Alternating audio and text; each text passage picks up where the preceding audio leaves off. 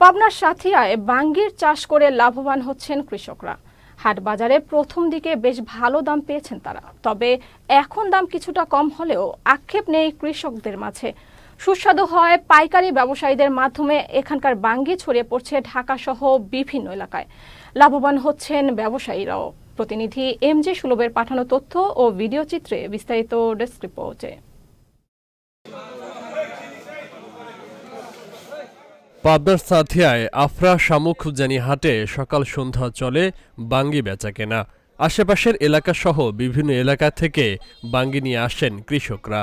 দেশ জুড়ে এখানকার বাঙ্গির সুনাম থাকায় প্রতি হাটে বাঙ্গি কিনতে আসেন বিভিন্ন এলাকার পাইকাররা। বাঙ্গি বিক্রি করে বেশ লাভবান হন বলে জানান তারা। সম্পূর্ণ বাঙ্গি বেশি আসার পরে পকেটের ক্যাশ গুনলিবারে দেখা যাবে যে 5,000, 200, 100 এদিক ওদিক এরকম হবে, তাতে 2,000 টাকা ইন্টারেস্ট হবে। আমি ব্যাপারী, এখান থেকে আপনার শামুকজানি বাজার থেকে আমি অনেক বাঙ্গি কিনিলে অনেক হাট বাজারে নিয়ে বেশি। বাঙ্গিগুলো আমি ঢাকা নিয়ে যাবো, ঢাকায় যাব বিভিন্ন এলাকায় আমি আর কি বিক্রি করবো। উপরে 100 টাকা পিস, নিচে 40, 35, 30 এরকম। পুরো পাবনা জেলায় বাঙ্গি চলে, লক্ষ লক্ষ টাকা বিক্রি হয়। প্রতিদিন এক গাড়ি করে বাঙ্গি হয়, 3 থেকে 4 হাজার টাকা বিক্রি হয় প্রতিদিন।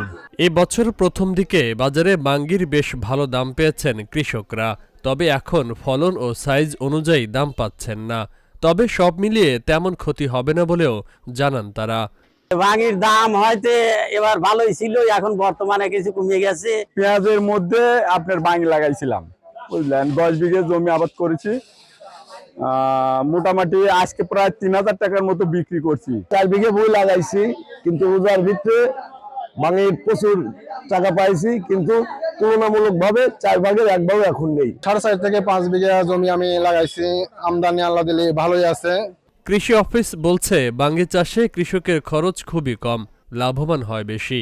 তাই কৃষকদের এই মৌসুমে বাঙ্গি চাষে উদ্বুদ্ধ করা হয়। বাঙ্গি চাষে খরচ খুবই কম।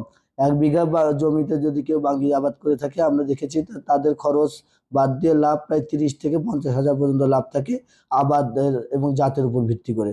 পাবনার সাথিয়ায় চীনা, বেলে ও এঁটেল 3 ধরনের বাঙ্গি পাওয়া যায়। সবচেয়ে বেশি বাঙ্গির চাষ হয় উপজেলার করমজা ইউনিয়নের আফরা শামুকজানি গ্রামে। Faisal Mahmud, channel S news desk.